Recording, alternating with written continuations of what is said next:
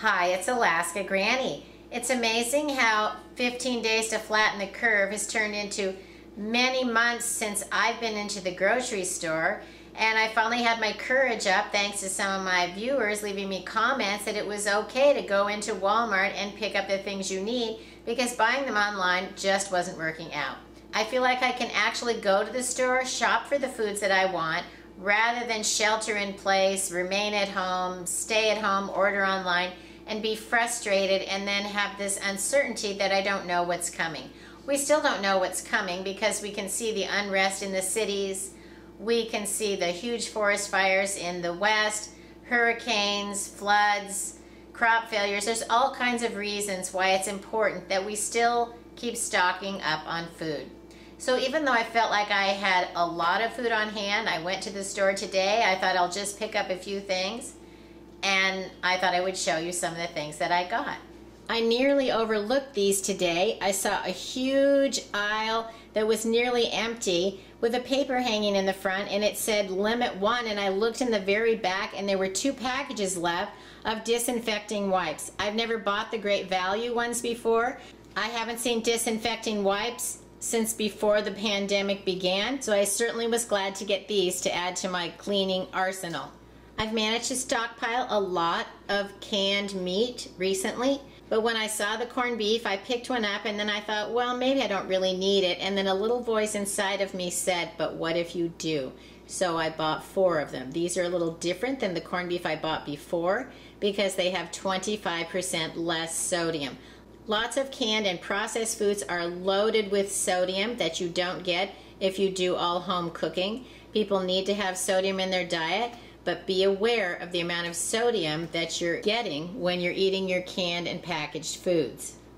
I like the Suddenly salad. You have some pasta with a seasoning packet and some dehydrated vegetables. You only need to add oil to this. Something like Suddenly salad that includes a flavor packet and some dehydrated vegetables is a good way to add variety to your long-term food storage. These also are good for at least a year as is in the cardboard box.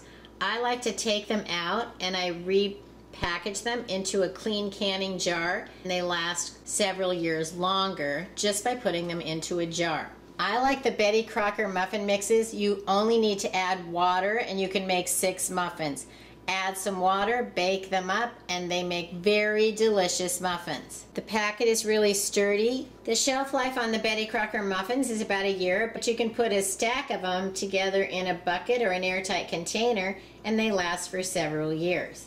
The Knorr sides are so easy. They come with rice or pasta varieties. Boil them, add a little bit of oil. Some of them require milk. I don't buy those, but I have had a hard time getting any of these for months, and I found a lot of them in stock, lots of different varieties. I take these packages, load them in a bucket, put on the lid, and they can keep for several years. They're already good for at least a year and a half, just the way they are, but if you package them up a little more airtight, put them in something else to protect them, they can last for several years.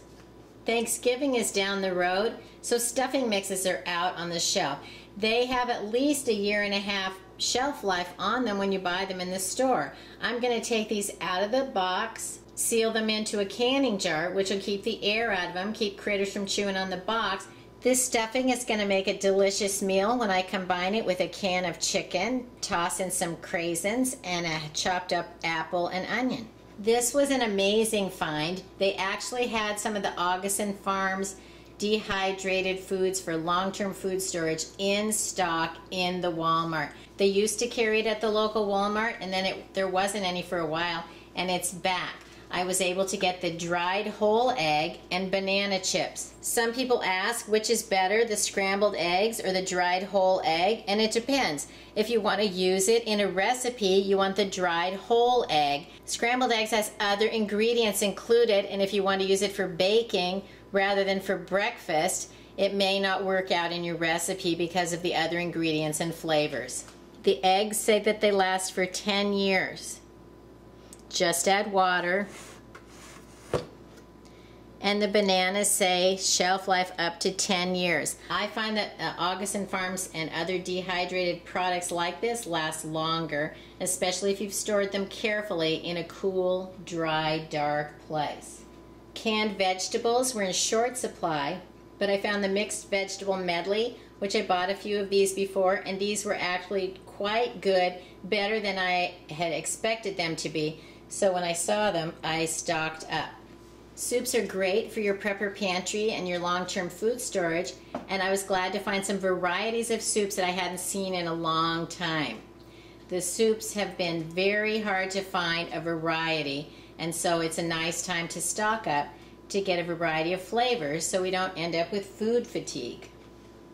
There are still shelves that are empty. There are still shelves that are extra loaded with just one type of food. You may think there's 12 yards long of beans, and then you look at it and you realize it's all the same kind of beans. When it comes to dried beans, there were very few.